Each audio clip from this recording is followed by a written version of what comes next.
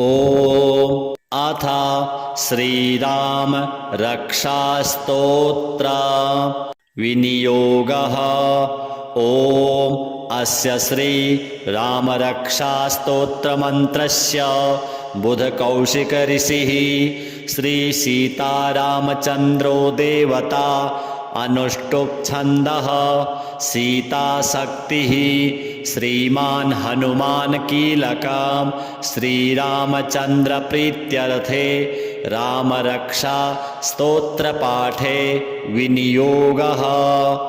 ध्यानम् ध्यायेदाजानुबाहुं धृतशरधनुषं बद्धपद्मासनस्थं पीतं वासोवसानं नवकमलदल स्पर्धिनेत्रं प्रसन्नं वामाङ्कारूढसीता मुखकमलमिलल्लोचनं नीरदाभं नानालङ्कारदीप्तं दधतमुरुजटा मण्डलं रामचन्द्रं चरितं रघुनाथस्य शतकोटिप्रविस्तरम् एकैकमक्षरं पुंसां महापातकनाशनं ध्यात्वा नीलोत्पलश्यामं रामं राजीवलोचनं जानकीलक्ष्मणोपेतं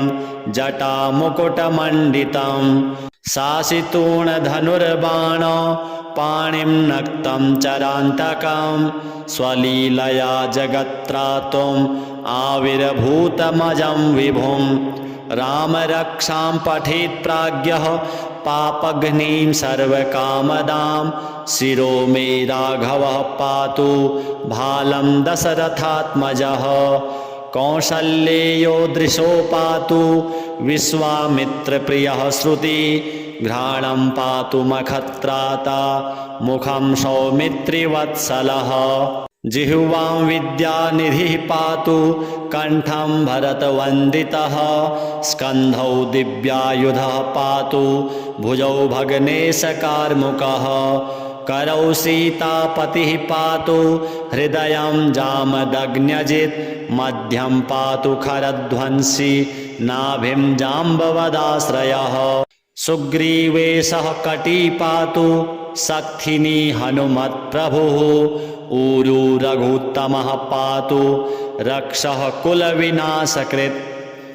जानुनी सेतुकृत् पातु जङ्घे दशमुखान्तकः पादौ विभीषणश्रीदः पातु रामोऽखिलं वपुः एतां रामबलोपेतां रक्षां यः सुकृती पठेत् सचिरायुः सुखी पुत्री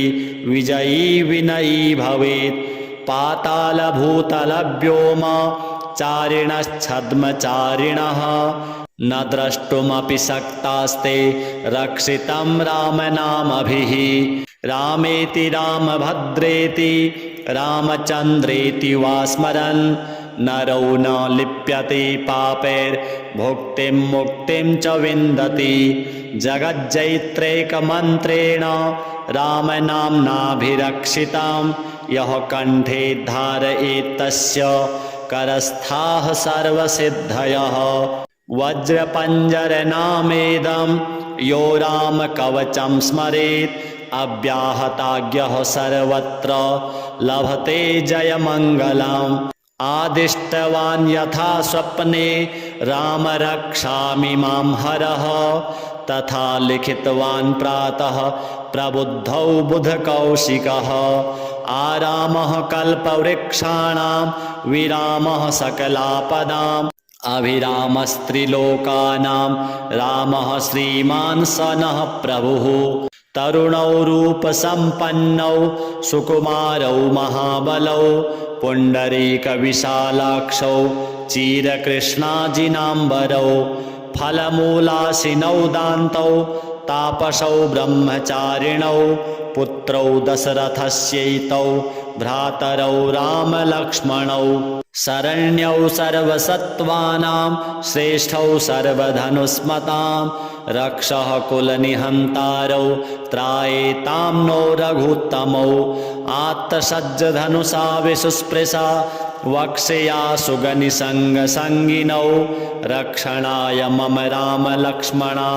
वग्रतः पथि सदैव गच्छताम् सन्नद्धः कवची खड्गी चापबाणधरो युवा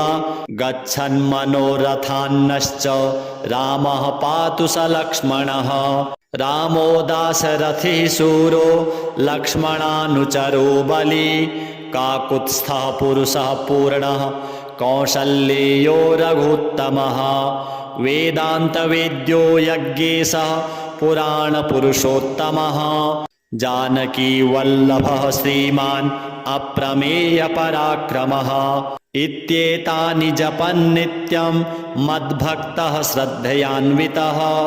अश्वमेधाधिकं पुण्यं सम्प्राप्नोति न संशयः रामं दूर्वादलश्यामं पद्माक्षं पीतवाससं स्तुवन्ति नामभिर्दिव्यैर्न ते संसारिणो नराः रामं लक्ष्मणपूर्वजं रघुवरं सीतापतिं सुन्दरं काकुत्स्थं करुणार्णवं गुणनिधिं विप्रप्रियं धार्मिकं राजेन्द्रं सत्यसन्धं दशरथतनयं श्यामलं शान्तमूर्तिं वन्दे लोकाभिरामं रघुकुलतिलकं राघवं रावणारिम् रामाय रामभद्राय रामचन्द्राय वेधसे रघुनाथाय नाथाय सीतायाः पतये नमः श्रीराम राम रघुनन्दन राम राम श्रीराम राम भरताग्रज राम राम श्रीराम राम रणकर्कश राम राम श्रीराम राम शरणं भव राम राम श्रीरामचन्द्र चरणौ मनसा स्मरामि श्रीरामचन्द्र चरणौ वचसा गृह्णामि श्रीरामचन्द्र चरणौ शिरसा नमामि श्रीरामचन्द्र चरणौ शरणं प्रपद्ये माता रामो मत्पिता रामचन्द्रः स्वामी रामो मत्सखा रामचन्द्रः सर्वस्वं मे रामचन्द्रो दयालुर्नान्यं जाने नैव जाने न जाने दक्षिणे लक्ष्मणो यस्य वामे च जनकात्मजा पुरतो मारुतिर्यस्य तं वन्दे रघुनन्दनं लोकाभिरामं रणरङ्गधीरं राजीवनेत्रं रघुवंशनाथं कारुण्यरूपं करुणाकरं तं श्रीरामचन्द्रं शरणं प्रपद्ये मनोजवं मारुततुल्यवेगं जितेन्द्रियं बुद्धिमतां वरिष्ठं वातात्मजं वानरयूथमुख्यं श्रीरामदूतं शरणं प्रपद्ये कूजन्तं राम रामेति मधुरं मधुराक्षरम् आरुह्य कविताशाखां वन्दे वाल्मीकिकोकिलम् आपदामपहर्तारं दातारं सर्वसम्पदां लोकाभिरामं श्रीरामं भूयो भूयो नमाम्यहं भर्जनं भवबीजानाम् अर्जनं सुखसम्पदां तर्जनं यमदूतानां राम रामेति गर्जनम् रामो राजमणिः सदा विजयते रामं रमेशं भजे रामेणाभिहता निशाचरचमु रामाय तस्मै नमः रामान्नास्ति परायणं परतरं रामस्य दासोऽस्म्यहं रामे चित्तलयः सदा भवतु मे भो राम मामुद्धर राम रामेति रामेति रमे रामे मनोरमे सहस्रनाम तत्तुल्यं राम नाम वरानने श्री सीतारामार्पणमस्तु। चरितं रघुनाथस्य शतकोटिप्रविस्तरम् एकैकमक्षरं पुंसां महापातकनाशनं ध्यात्वा नीलोत्पलश्यामं रामं राजीवलोचनं जानकी लक्ष्मणोपेतं जटामुकुटमण्डितं शासितूणधनुर्बाण पाणिं नक्तं चरान्तकं स्वलीलया जगत्त्रातुम् आविर्भूतमजं विभुं रामरक्षां पठेत् प्राज्ञः पापघ्नीं सर्वकामदां शिरो मे राघवः पातु भालं दशरथात्मजः कौसल्येयो दृशो पातु विश्वामित्रप्रियः श्रुति घ्राणं पातु मखत्राता मुखं सौमित्रिवत्सलः जिह्वां विद्यानिधिः पातु कण्ठं भरतवन्दितः स्कन्धौ दिव्यायुधः पातु भुजौ भग्नेशकार्मुकः करौ सीतापतिः पातु हृदयं जामदग्न्यजित् मध्यं पातु खरध्वंसी नाभिं जाम्बवदाश्रयः सुग्रीवेशः कटी पातु सक्थिनी हनुमत्प्रभुः ऊरू रघुत्तमः पातु रक्षः कुलविनाशकृत् जानुनी सेतुकृत् पातु जङ्घे दशमुखान्तकः पादौ विभीषणश्रीदः पातु रामोऽखिलं वपुः एतां रामबलोपेतां रक्षां यः सुकृती पठेत् सचिरायुः सुखी पुत्री विजयी विनयी भवेत् पातालभूतलव्योम चारिणश्छद्मचारिणः न द्रष्टुमपि शक्तास्ते रक्षितं रामनामभिः रामेति रामभद्रेति रामचन्द्रेति वा स्मरन् नरो न लिप्यते पापैर्भुक्तिं मुक्तिं च विन्दति जगज्जैत्रैकमन्त्रेण रामनाम्नाभिरक्षितां यः कण्ठे धारयेत् तस्य करस्थाः सर्वसिद्धयः वज्रपञ्जरनामेदं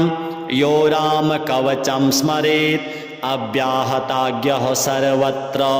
लभते जयमङ्गलम् आदिष्टवान् यथा स्वप्ने राम रक्षामि मां हरः तथा लिखितवान् प्रातः प्रबुद्धौ बुधकौशिकः आरामः कल्पवृक्षाणां विरामः सकलापदाम् अभिरामस्त्रिलोकानां रामः श्रीमान् स नः प्रभुः तरुणौ रूपसम्पन्नौ सुकुमारौ महाबलौ पुण्डरीकविशालाक्षौ चीरकृष्णाजिनाम्बरौ फलमूलाशिनौ दान्तौ तापसौ ब्रह्मचारिणौ पुत्रौ दशरथस्यैतौ भ्रातरौ रामलक्ष्मणौ शरण्यौ सर्वसत्त्वानां श्रेष्ठौ सर्वधनुस्मतां रक्षः कुलनिहन्तारौ त्रायेतां नो रघुत्तमौ आत्तसज्जधनुषा विसुस्पृशा वक्ष्या सुगनिसङ्गसङ्गिनौ रक्षणाय मम रामलक्ष्मणा वग्रतः पथि सदैव गच्छताम् सन्नद्धः कवची खड्गी चापबाणधरो युवा गच्छन्मनोरथान्नश्च रामः पातु स लक्ष्मणः रामो दाशरथिः शूरो लक्ष्मणानुचरो बली काकुत्स्थः पुरुषः पूर्णः कौसल्येयो रघुत्तमः वेदान्तवेद्यो यज्ञेशः पुराणपुरुषोत्तमः जानकीवल्लभः श्रीमान् अप्रमेयपराक्रमः इत्येतानि जपन्नित्यं मद्भक्तः श्रद्धयान्वितः अश्वमेधाधिकं पुण्यं सम्प्राप्नोति न संशयः रामं दूर्वादलश्यामं पद्माक्षं पीतवाससं स्तुवन्ति नामभिर्दिव्यैर्न ते संसारिणो नराः रामं लक्ष्मणपूर्वजं रघुवरं सीतापतिं सुन्दरं काकुत्स्थं करुणार्णवं गुणनिधिं विप्रप्रियं धार्मिकं राजेन्द्रं सत्यसन्धं दशरथतनयं श्यामलं शान्तमूर्तिं वन्दे लोकाभिरामं रघुकुलतिलकं राघवं रावणारिं रामाय रामभद्राय रामचन्द्राय वेधसे रघुनाथाय नाथाय सीतायाः पतये नमः। श्रीराम राम रघुनन्दन राम राम श्रीराम राम भरताग्रज राम राम श्रीराम राम रणकर्कश राम राम श्रीराम राम शरणं भव राम राम। श्रीरामचन्द्र चरणौ मनसा स्मरामि श्रीरामचन्द्र चरणौ वचसा गृह्णामि श्रीरामचन्द्र चरणौ शिरसा नमामि श्रीरामचन्द्र चरणौ शरणं प्रपद्ये। माता रामो मत्पिता रामचन्द्रः स्वामी रामो मत्सखा रामचन्द्रः सर्वस्वं मे रामचन्द्रो दयालुर्नान्यं जाने नैव जाने न जाने। दक्षिणे लक्ष्मणो यस्य वामे च जनकात्मजा पुरतो मारुतिर्यस्य तं वन्दे रघुनन्दनम्। लोकाभिरामं रणरङ्गधीरं राजीवनेत्रं रघुवंशनाथं कारुण्यरूपं करुणाकरं तं श्रीरामचन्द्रं शरणं प्रपद्ये। मनोजवं मारुततुल्यवेगं जितेन्द्रियं बुद्धिमतां वरिष्ठं वातात्मजं वानरयूथमुख्यं श्रीरामदूतं शरणं प्रपद्ये। कूजन्तं राम रामेति मधुरं मधुराक्षरम् आरुह्य कविताशाखां वन्दे वाल्मीकिकोकिलम्। आपदामपहर्तारं दातारं सर्वसम्पदां लोकाभिरामं श्रीरामं भूयो भूयो नमाम्यहम्। भर्जनं भवबीजानाम् अर्जनं सुखसम्पदां तर्जनं यमदूतानां राम रामेति गर्जनम्। रामो राजमणिः सदा विजयते रामं रमेशं भजे रामेणाभिहता निशाचरचमु रामाय तस्मै नमः। रामान्नास्ति परायणं परतरं रामस्य दासोऽस्म्यहं। रामे चित्तलयः सदा भवतु मे भो राम मामुद्धर। राम रामेति रामेति रमे रामे मनोरमे सहस्रनाम तत्तुल्यं राम नाम वरानने। श्री सीतारामार्पणमस्तु। चरितं रघुनाथस्य शतकोटिप्रविस्तरम् एकैकमक्षरं पुंसां महापातकनाशनं ध्यात्वा नीलोत्पलश्यामं रामं राजीवलोचनं जानकी लक्ष्मणोपेतं जटामुकुटमण्डितं शासितूणधनुर्बाण पाणिं नक्तं चरान्तकं स्वलीलया जगत्त्रातुम् आविर्भूतमजं विभुं। रामरक्षां पठेत् प्राज्ञः पापघ्नीं सर्वकामदां शिरो मे राघवः पातु भालं दशरथात्मजः। कौसल्येयो दृशो पातु विश्वामित्रप्रियः श्रुति घ्राणं पातु मखत्राता मुखं सौमित्रिवत्सलः। जिह्वां विद्यानिधिः पातु कण्ठं भरतवन्दितः स्कन्धौ दिव्यायुधः पातु भुजौ भग्नेशकार्मुकः। करौ सीतापतिः पातु हृदयं जामदग्न्यजित् मध्यं पातु खरध्वंसी नाभिं जाम्बवदाश्रयः। सुग्रीवेशः कटी पातु सक्थिनी हनुमत्प्रभुः ऊरू रघुत्तमः पातु रक्षः कुलविनाशकृत्। जानुनी सेतुकृत् पातु जङ्घे दशमुखान्तकः पादौ विभीषणश्रीदः पातु रामोऽखिलं वपुः। एतां रामबलोपेतां रक्षां यः सुकृती पठेत् सचिरायुः सुखी पुत्री विजयी विनयी भवेत्। पातालभूतलव्योम चारिणश्छद्मचारिणः न द्रष्टुमपि शक्तास्ते रक्षितं रामनामभिः रामेति रामभद्रेति रामचन्द्रेति वा स्मरन् नरो न लिप्यते पापैर्भुक्तिं मुक्तिं च विन्दति जगज्जैत्रैकमन्त्रेण रामनाम्नाभिरक्षितां यः कण्ठे धारयेत् तस्य करस्थाः सर्वसिद्धयः वज्रपञ्जरनामेदं यो रामकवचं स्मरेत् अव्याहताज्ञः सर्वत्र लभते जयमङ्गलम् आदिष्टवान् यथा स्वप्ने राम रक्षामि मां हरः तथा लिखितवान् प्रातः प्रबुद्धौ बुधकौशिकः आरामः कल्पवृक्षाणां विरामः सकलापदाम् अभिरामस्त्रिलोकानां रामः श्रीमान् स नः प्रभुः तरुणौ रूपसम्पन्नौ सुकुमारौ महाबलौ पुण्डरीकविशालाक्षौ चिरकृष्णाजिनाम्बरौ फलमूलाशिनौ दान्तौ तापसौ ब्रह्मचारिणौ पुत्रौ दशरथस्यैतौ भ्रातरौ रामलक्ष्मणौ शरण्यौ सर्वसत्त्वानां श्रेष्ठौ सर्वधनुस्मतां रक्षः कुलनिहन्तारौ त्रायेतां नो रघुत्तमौ आत्तसज्जधनुषा विसुस्पृशा वक्षया सुगनिसङ्गसङ्गिनौ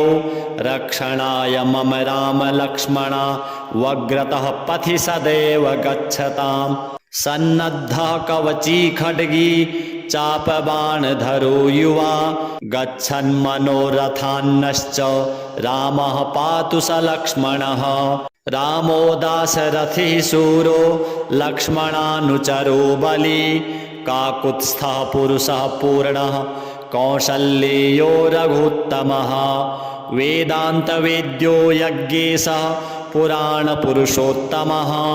जानकी वल्लभः श्रीमान् अप्रमेयपराक्रमः इत्येतानि जपन्नित्यं मद्भक्तः श्रद्धयान्वितः अश्वमेधाधिकं पुण्यं सम्प्राप्नोति न संशयः रामं दूर्वादलश्यामं पद्माक्षं पीतवाससं स्तुवन्ति नामभिर्दिव्यैर्न ते संसारिणो नराः रामं लक्ष्मणपूर्वजं रघुवरं सीतापतिं सुन्दरं काकुत्स्थं करुणार्णवं गुणनिधिं विप्रप्रियं धार्मिकं राजेन्द्रं सत्यसन्धं दशरथतनयं श्यामलं शान्तमूर्तिं वन्दे लोकाभिरामं रघुकुलतिलकं राघवं रावणारिम् रामाय रामभद्राय रामचन्द्राय वेधसे रघुनाथाय नाथाय सीतायाः पतये नमः श्रीराम राम रघुनन्दन राम राम श्रीराम राम भरताग्रज राम राम श्रीराम राम रणकर्कश राम राम श्रीराम राम शरणं भव राम राम श्रीरामचन्द्र चरणौ मनसा स्मरामि श्रीरामचन्द्र चरणौ वचसा गृह्णामि श्रीरामचन्द्र चरणौ शिरसा नमामि श्रीरामचन्द्र चरणौ शरणं प्रपद्ये माता रामो मत्पिता रामचन्द्रः स्वामी रामो मत्सखा रामचन्द्रः सर्वस्वं मे रामचन्द्रो दयालुर्नान्यं जाने नैव जाने न जाने दक्षिणे लक्ष्मणो यस्य वामे च जनकात्मजा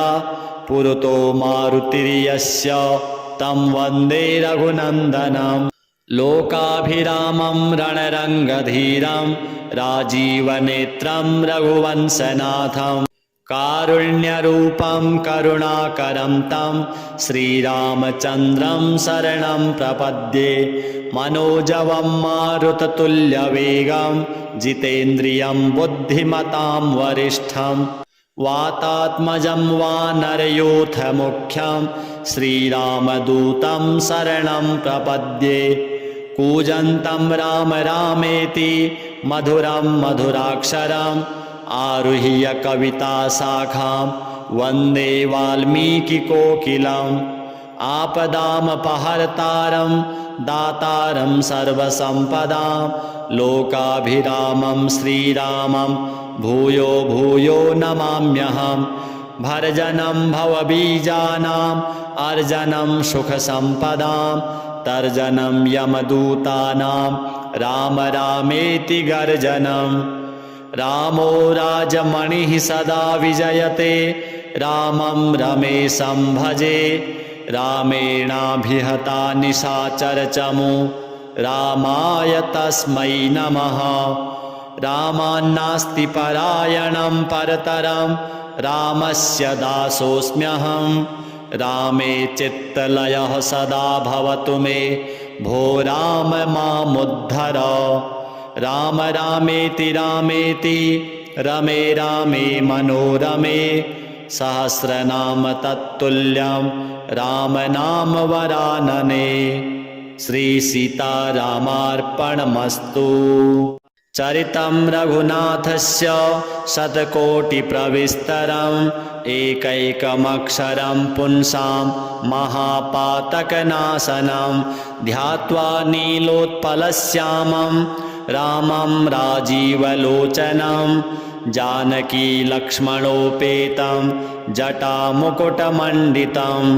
शासितूणधनुर्बाण पाणिं नक्तं चरान्तकं स्वलीलया जगत्त्रातुम् आविर्भूतमजं विभुं रामरक्षां पठेत् प्राज्ञः पापघ्नीं सर्वकामदां शिरो मे राघवः पातु भालं दशरथात्मजः कौसल्येयो दृशो पातु विश्वामित्रप्रियः श्रुति घ्राणं पातु मखत्राता मुखं सौमित्रिवत्सलः जिह्वां विद्यानिधिः पातु कण्ठं भरतवन्दितः स्कन्धौ दिव्यायुधः पातु भुजौ भग्नेशकार्मुकः करौ सीतापतिः पातु हृदयं जामदग्न्यजित् मध्यं पातु खरध्वंसी नाभिं जाम्बवदाश्रयः सुग्रीवेशः कटी पातु सक्थिनी हनुमत्प्रभुः ऊरू रघुत्तमः पातु रक्षः कुलविनाशकृत् जानुनी सेतुकृत् पातु जङ्घे दशमुखान्तकः पादौ विभीषणश्रीदः पातु रामोऽखिलं वपुः एतां रामबलोपेतां रक्षां यः सुकृती पठेत् सचिरायुः सुखी पुत्री विजयी विनयी भवेत् पातालभूतलव्योम चारिणश्छद्मचारिणः न द्रष्टुमपि शक्तास्ते रक्षितं रामनामभिः रामेति रामभद्रेति रामचन्द्रेति वा स्मरन् नरो न लिप्यते पापैर्भुक्तिं मुक्तिं च विन्दति जगज्जैत्रैकमन्त्रेण रामनाम्नाभिरक्षितं यः कण्ठे धारयेत् तस्य करस्थाः सर्वसिद्धयः वज्रपञ्जरनामेदं यो रामकवचं स्मरेत् अव्याहताज्ञः सर्वत्र लभते जयमङ्गलम् आदिष्टवान् यथा स्वप्ने राम रक्षामि मां हरः तथा लिखितवान् प्रातः प्रबुद्धौ बुधकौशिकः आरामः कल्पवृक्षाणां विरामः सकलापदाम् अभिरामस्त्रिलोकानां रामः श्रीमान् स नः प्रभुः तरुणौ रूपसम्पन्नौ सुकुमारौ महाबलौ पुण्डरीकविशालाक्षौ चिरकृष्णाजिनाम्बरौ फलमूलाशिनौ दान्तौ तापसौ ब्रह्मचारिणौ पुत्रौ दशरथस्यैतौ भ्रातरौ रामलक्ष्मणौ शरण्यौ सर्वसत्त्वानां श्रेष्ठौ सर्वधनुस्मतां रक्षः कुलनिहन्तारौ त्रायेतां नो रघुत्तमौ आत्तसज्जधनुषा विसुस्पृशा वक्षया सुगनिसङ्गसङ्गिनौ रक्षणाय मम रामलक्ष्मणा वग्रतः पथि सदैव गच्छताम् सन्नद्धः कवची खड्गी चापबाणधरो युवा गच्छन्मनोरथान्नश्च रामः पातु स लक्ष्मणः रामो दाशरथी शूरो लक्ष्मणानुचरो बली काकुत्स्थः पुरुषः पूर्णः कौशल्येयो रघुत्तमः वेदान्तवेद्यो यज्ञेशः पुराणपुरुषोत्तमः जानकी वल्लभः श्रीमान् अप्रमेयपराक्रमः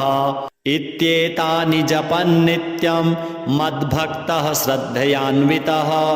अश्वमेधाधिकं पुण्यं सम्प्राप्नोति न संशयः रामं दूर्वादलश्यामं पद्माक्षं पीतवाससं स्तुवन्ति नामभिर्दिव्यैर्न ते संसारिणो नराः रामं लक्ष्मणपूर्वजं रघुवरं सीतापतिं सुन्दरं काकुत्स्थं करुणार्णवं गुणनिधिं विप्रप्रियं धार्मिकं राजेन्द्रं सत्यसन्धं दशरथतनयं श्यामलं शान्तमूर्तिं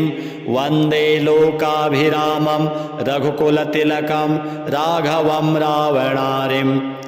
रामाय रामभद्राय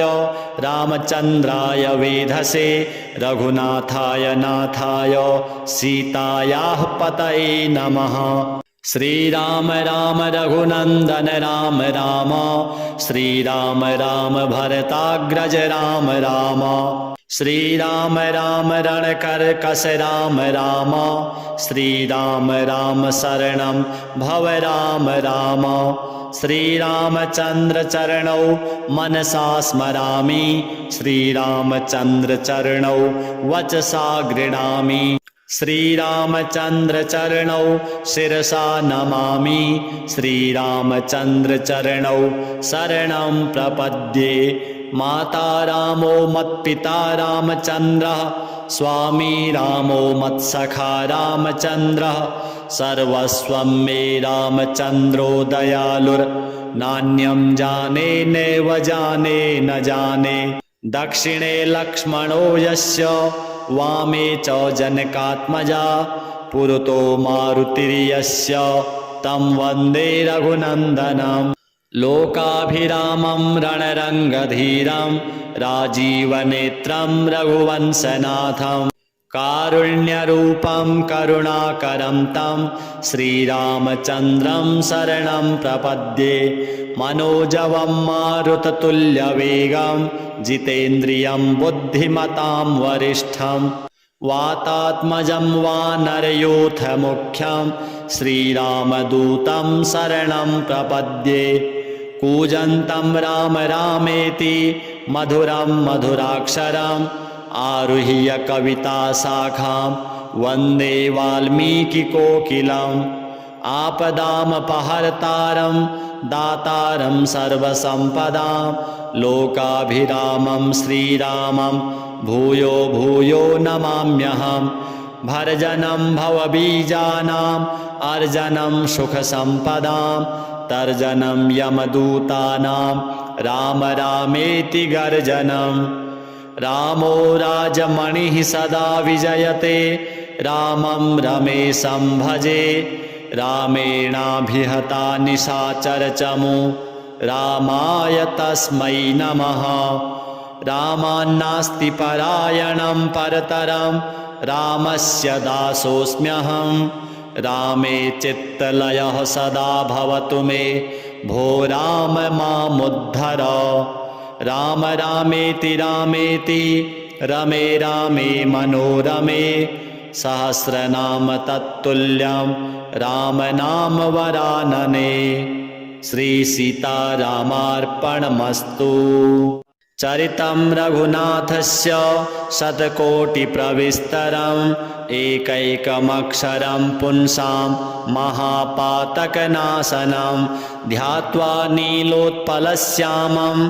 रामं राजीवलोचनं जानकी लक्ष्मणोपेतं जटामुकुटमण्डितं शासितूणधनुर्बाण पाणिं नक्तं चरान्तकं स्वलीलया जगत्त्रातुम् आविर्भूतमजं विभुं रामरक्षां पठेत् प्राज्ञः पापघ्नीं सर्वकामदां शिरो मे राघवः पातु भालं दशरथात्मजः कौसल्येयो दृशो पातु विश्वामित्रप्रियः श्रुति घ्राणं पातु मखत्राता मुखं सौमित्रिवत्सलः जिह्वां विद्यानिधिः पातु कण्ठं भरतवन्दितः स्कन्धौ दिव्यायुधः पातु भुजौ भग्नेशकार्मुकः करौ सीतापतिः पातु हृदयं जामदग्न्यजित् मध्यं पातु खरध्वंसी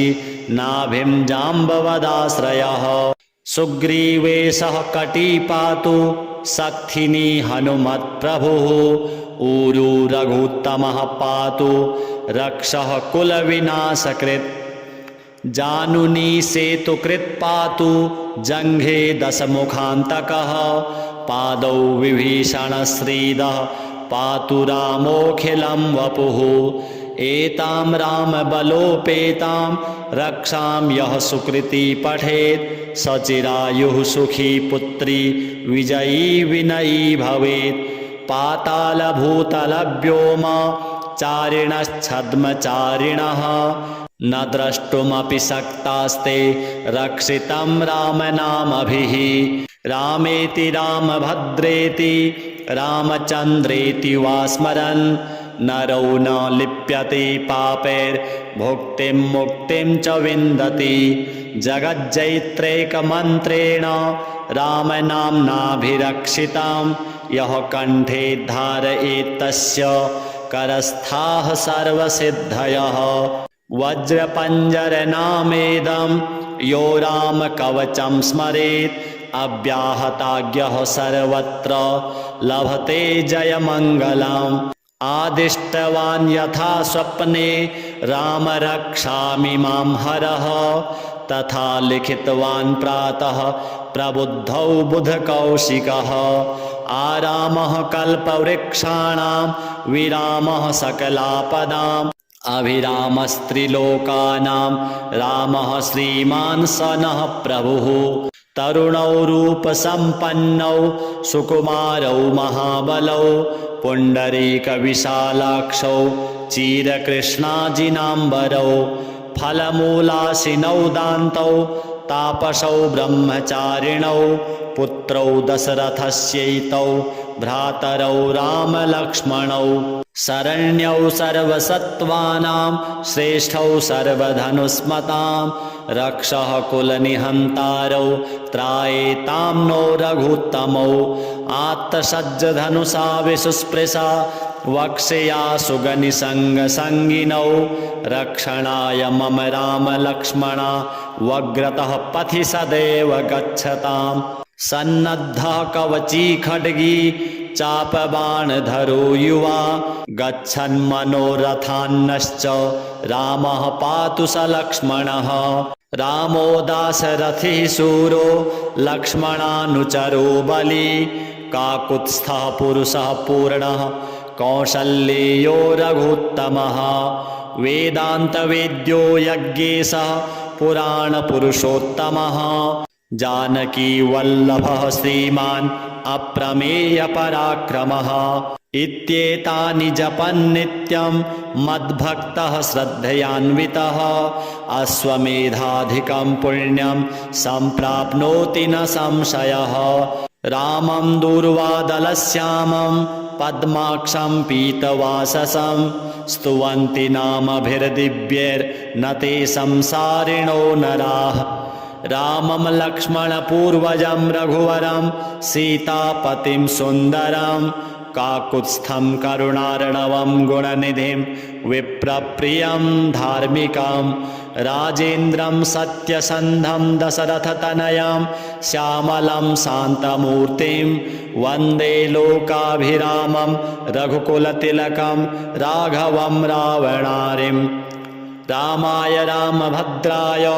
रामचन्द्राय वेधसे रघुनाथाय नाथाय सीतायाः पतये नमः। श्रीराम राम रघुनन्दन राम राम श्रीराम राम भरताग्रज राम राम श्रीराम राम रणकर्कश राम राम श्रीराम राम शरणं भव राम राम श्रीरामचन्द्र चरणौ मनसा स्मरामि श्रीरामचन्द्र चरणौ वचसा गृह्णामि श्रीरामचन्द्र चरणौ शिरसा नमामि श्रीरामचन्द्र चरणौ शरणं प्रपद्ये। माता रामो मत्पिता रामचन्द्रः स्वामी रामो मत्सखा रामचन्द्रः सर्वस्वं मे रामचन्द्रो दयालुर्नान्यं जाने नैव जाने न जाने। दक्षिणे लक्ष्मणो यस्य वामे च जनकात्मजा पुरतो मारुतिर्यस्य तं वन्दे रघुनन्दनम्। लोकाभिरामं रणरङ्गधीरं राजीवनेत्रं रघुवंशनाथं कारुण्यरूपं करुणाकरं तं श्रीरामचन्द्रं शरणं प्रपद्ये। मनोजवं मारुततुल्यवेगं जितेन्द्रियं बुद्धिमतां वरिष्ठं वातात्मजं वानरयूथमुख्यं श्रीरामदूतं शरणं प्रपद्ये। कूजन्तं राम रामेति मधुरं मधुराक्षरम् आरुह्य कविताशाखां वन्दे वाल्मीकिकोकिलम्। आपदामपहर्तारं